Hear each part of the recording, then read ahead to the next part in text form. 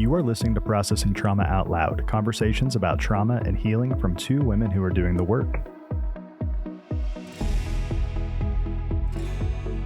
Hi, everyone. This is Kandace and Sher with Processing Trauma Out Loud. Sher, you and I have, like I always say, having the discussion before the discussion. And today we wanted to bring a topic that has not only helped us, but we've just noticed how much it's helping our clients. And that is recognizing within our own bodies when we are getting dysregulated, stressed, going towards hyperarousal, which is more amped up and panic, or hypoarousal, which is going to get more shut down. The reason why we want to bring this is because when we learn about integration of our thinking center, our feeling center, and our will, which would be our doing center, our body. Integration is when all of those are in alignment and we are in our sweet spot of window of tolerance. We're alive. We feel, we think, we're doing what we want to do. We love being in that place. And you said something before we pressed record. You said, Kandace, the more I'm living in my window of tolerance, the more I want to. Yeah, I think when we've lived a lot of our lives being dysregulated, that felt normal. And we knew how to really cope. When we are in dysregulation, we learn coping skills there. How do I cope when I'm ramped up? How do I cope when I'm shutting down? And those coping strategies feel safe, but we're actually in dysregulation. And I wonder if it would be worthwhile to just give a really quick little synopsis again of the window of tolerance. And just to let our listeners know, we've talked about this in the past, and you should be able to find some of those episodes where we've talked about window of tolerance. But I'll just give a little picture. If we think of window of tolerance on the scale from 1 to 10, and the window of tolerance is really in the center part of that. Hypoarousal is like 1, 2, 3.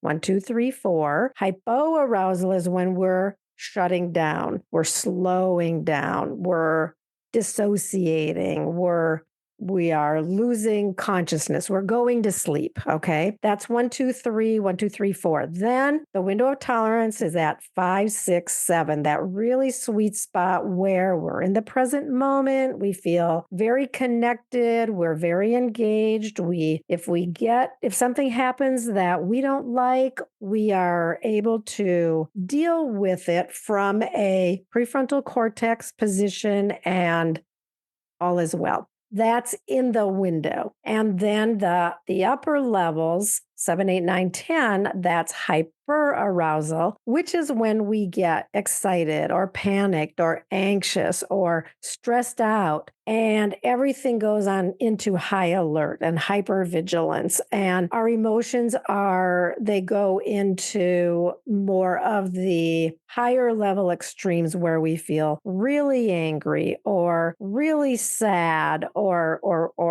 really something. We're really in our feels. Yeah. And so we want to be in the 5, 6, 7 range. And so what we're talking about here is when we begin to recognize that we are low, our energy is gone, we're in hypoarousal, or we've ramped up and we're up in those upper numbers and we've gone into hyperarousal. What does that actually feel like in our body? Beginning to be able to recognize that is important so that when we go there, we become aware. Mm-hmm. Oh, I think I'm being dysregulated right now. And the sooner we notice that, the more chance we have to stay in the window of tolerance, or what we've talked about before is the growth edge. The growth edge is maybe getting close to hypoarousal or getting close to hyperarousal. But in that noticing, we're able to intercept, if you will, our nervous system from getting dysregulated either way. That's the growth edge. I know you and I both have stories that when we started working with coaches that wanted us to pay attention to what was happening in our body, noticing the sensations. That was pretty new for us. And now we do that with our clients. And there's a period in there that it feels awkward because if you have lived years and years, like really disconnected from your body, not paying attention, you just told me a little bit ago, last week, one day, you looked back and you're like, wow, I was really stressed. But in the moment, you didn't realize how stressed you were. Yeah. And that hadn't happened to you in a really long time. So the sooner we can begin to practice noticing what's going on in our bodies, we can bring in specific somatic practices, either in the moment or stepping away, or we can be preemptive and just do these practices even before we are getting dysregulated. And the more we do that, it does become easier. It's so helpful even just to be able to say the words, I'm dysregulated right now. When I could say that even just to myself or to the other person, I think I'm feeling dysregulated right now. And then the pause and then the moving toward it and tuning in and what are you feeling? This just being able to name it was such a huge help for me and still is. Still, when I can say, I think I'm dysregulated right now, it's like that feels so good because the reality is we do get dysregulated. I mean, often. and there it's not wrong to get dysregulated. It's not bad to get dysregulated. It just is. And so when we can see it and name it, then we can implement practices that really are helpful. And I was just telling you about this morning. I met with my coach, and in the middle of our conversation, I named something from my childhood that was pretty stark. And it's an issue that we have talked about before. So it wasn't anything new, but the way I said it was with more detail and more clarity and more straightforwardly than I really ever have. And immediately after I said it, I felt myself beginning to dissociate. I felt it's almost like things started getting darker, fuzzier. And I noticed it right away. And she noticed it right away too. I closed my eyes and she said, "What's going on?" And I said, "I'm starting to dissociate." And then I was able to come right back. Well, I took a breath. We went slow. We talked it through, but I was able to stay in the window of tolerance, where in the past I would have gone into full blown dissociation, possibly ended up with a severe headache and spent the rest of the afternoon in bed. I literally, that probably is what would have happened. But because I noticed the sensations, I was able to catch it right away and come right back. And now I feel so grateful for that because it was really kind of an amazing moment. First, I want to say good work. Yeah, thank you. And noticing, and of course, your coach noticed, right? You've worked with her long enough for her to know what was happening. I'm listening to this thinking about when we go into dysregulation, like you mentioned, we're going into coping behaviors for protection, right? Yeah. There's some sort of, when we feel dysregulated and we start coping in the way that we do, those coping things they're telling us this is what's going to make you safe. Right. Okay. Now, in the presence of true danger and true harm, I'm so glad that we know how to do that. But in your coaching session with someone who's offering you so much love, goodness, and safety, that part that thought that it needed to get out of the present moment, because you tended to it, you were able to really show back up and get the good love and care and witness that you're so worthy of. And I think it would be good to just talk a little bit about, what are those feelings that I feel. Everyone is unique. So as Kandace, as we talk about, I'm going to talk about hypoarousal, what that feels like. You're going to talk about hyperarousal. And I go into hyperarousal too. You go into hypoarousal too. But I may be a little more proficient down there in the 1, 2, 3. So We want to just name some of the things that we have noticed that are typical for us.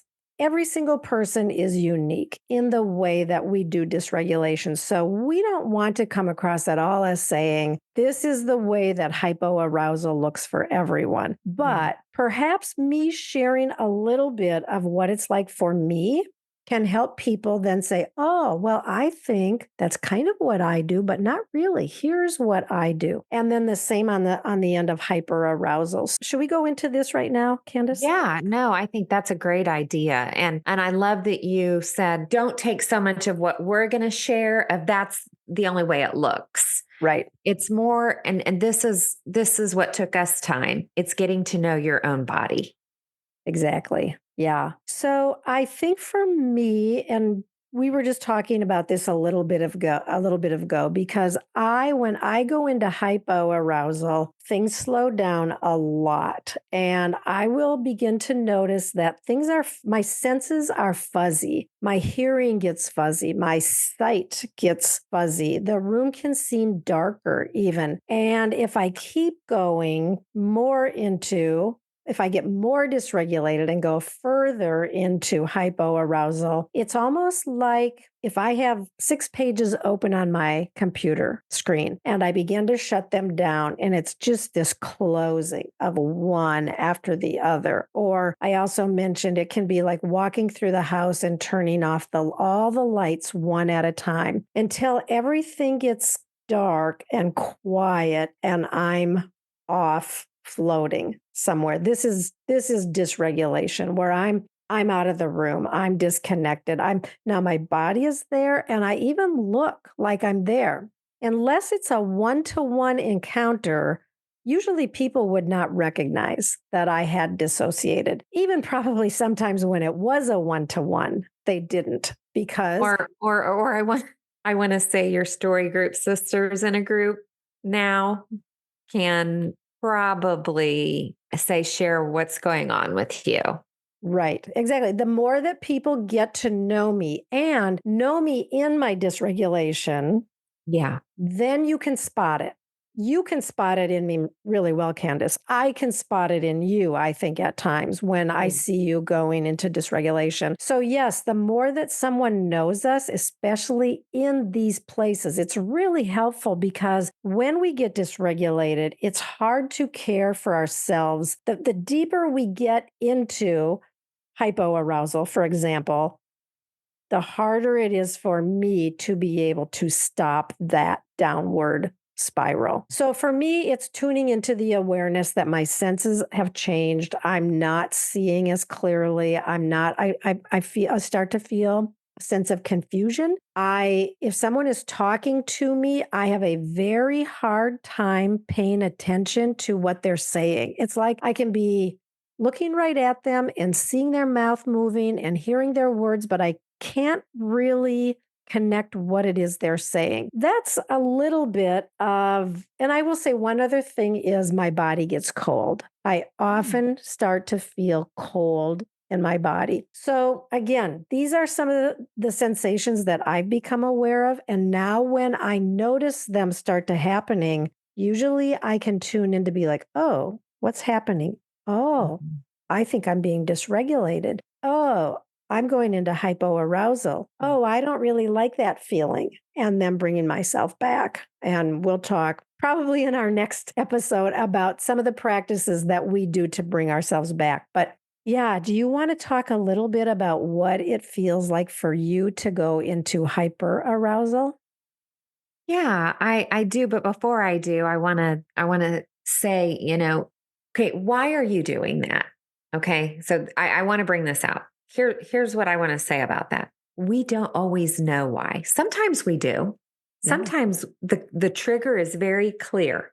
Sometimes we don't. And that can feel a little more confusing. But whether we do or we don't know, we can still, like you said, begin to notice and put in some practices that we can talk about later. Exactly. And I'll just stay with that for a second because yes, sometimes we'll be in a conversation with someone. They will use a tone of voice We won't even catch it in the moment, or maybe a word or a phrase or a certain way they look at us or the way they shrug their shoulder. I mean, it can literally be, it can even be a smell that we're not even consciously aware of. That for me, the smell of a hayfield. I mean, I'm super conflicted when when I smell freshly cut hay. And so I can be driving in the car and I'm not aware that I'm smelling it, but I notice that my body will get agitated. And then I'll be like, oh, I smell freshly cut hay. Because you have stories I have around. stories Yeah. around haying season and harm that came to me in that time. I'm glad you brought that up. That the triggers, sometimes we're aware and we catch it. A lot of times we don't. It's this dance, right? Of if we recognize a trigger, then we can more easily see our dysregulation. If we see our dysregulation, then we can maybe go back and discover what the trigger was, because that's another thing. As we become aware of some of our triggers, that's helpful too. Really, the goal is to be able to come back into the present and establish that in this moment right now we are safe. Correct. Yeah. Right? We can stay present and we're not in a harmful situation. I'm hesitating because I feel like, you know me, I like scales. 1 to 10, where am I at? And so I do feel like I have these levels of, which I do know there's 7, 8, 9, 10. But even within that, I think of different ways that I'm going to talk about something specific right now. And that is somebody's tone of voice where I'm sensing that they're disappointed in me. Like I haven't met their expectations. What happens in my body is very physiological. My heart will actually start beating a little bit faster. It feels like you had such good analogies. And the only thing I can think of is it's scrambling eggs just Yeah. in a frying pan and everything's getting scrambled up in me. So, yeah, that's what the anxiety would be like, trying to figure out, oh, are they misunderstanding me or are they accusing me? Like, I go into a lot of trying to figure out what they need me to do or what they need me to say or who they need me to be in that moment. I very much go into hyper arousal. It's brings me alert and on guard and ready to take action in some way. That's one thing. And then the other thing that comes up for me is if I get really more into the 9, super like panicky, historically, I have turned to substances, glass of wine, couple beers. Like if Because I can't because it calms, it brings calm. and what's it calming? Describe the feeling. Describe, Mhm. if you can. Yeah. Can you describe the sensation that needs calming? Yeah, it would be racing thoughts, trying to figure things out. And so unfortunately, even though something like that can work, I'm also paying a price in my body that it's not healthy and it doesn't really solve anything. And so finding these new ways to be able to do that without the substance has obviously is better all the way around. Now, I still like to have a glass of wine, or if we're out listening to music, I'll drink a beer, but I'm very conscious and very intentional about why I'm doing what I do now because I want my somatic practices to be good for every area of my life.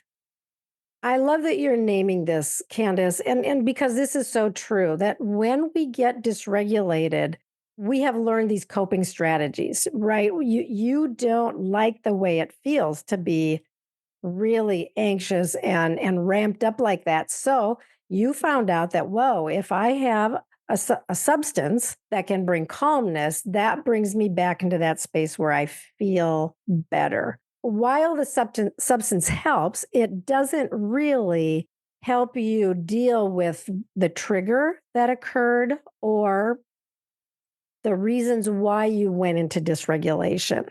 it deals with the physiological chemicals that are in your body. That's what it does. And not to say that there sometimes isn't a time or a place or a need for that, but if you can instead do what you're doing more and more, and that is turning toward somatic practices that bring you into calmness, so that now you're able to look at, oh, what was it that triggered me? Or, that brings you into a place where you can deal more. I want to use the word healthy. Is that the right word? That you Oh, can I deal think that's a good word for it. in Yeah. a more healthy way with the dysregulation that is occurring in your body. Yeah. And I think one of the reasons why this has felt okay, because I haven't had like an addiction problem to alcohol or drugs. Yeah. I was usually the one, even in high school, that would stop at a certain point. And still today, though that's good, it's still not like what I want to say is the more we put into practices of things, we're spirit, soul, and body, right? Alcohol, especially consistently, breaks down your body. It's not good for your muscles. There's so many things about it. And I still like to have a drink. I just have to be very intentional. Like if I'm noticing, ooh, do I want to drink because I'm all scrambled up inside? Now it's like, oh no, let's go for a walk in nature. Right. Like, let's do a little vagus nerve system regulation first. I do think a lot of people probably relate to this, Yeah. Oh, you yeah. know, and I want to really take the stigma and the shame out of it, because especially during COVID, I don't know if you've seen these statistics, and I don't remember what they are, but I'll tell you who didn't go out of business, and that was liquor stores. And pillow stores, I think too, because that's the hypoarousal reaction, right? Is I'm going to go to bed. I'm going to pull the Wow. covers up over my head. So all things to bring, that kind of relaxation were also really flying off the shelves. So yeah, really Yeah. interesting. That is very interesting. Well, Kandace, I think this is good. And we want to talk about what are some somatic exercises that we can do, that you and I do use. We want to offer that to our listeners as well, because learning what to do when we recognize that we have become dysregulated is also so important and really helpful. So let's come back next time and talk about some of those strategies. Sounds good, friend. Good to be with you today. Love you. Love you too. Thank you for listening to Processing Trauma Out Loud. Make sure to check out the show notes for links to suggested resources and social media. Like, subscribe, and follow to keep up with our weekly content. And if you don't mind, take a moment to rate and review us. Your feedback is extremely valuable and contributes to the success of this podcast. One last thing. If you have found this podcast helpful in any way, or if you have questions on how to take the next steps on your healing journey, please reach out to us via email at KandaceSher@gmail.com. That's KandaceSher@gmail.com. Our sound engineer is Jeremiah Jones of Auditory LLC. We welcome you to join us for more conversations soon. Take care.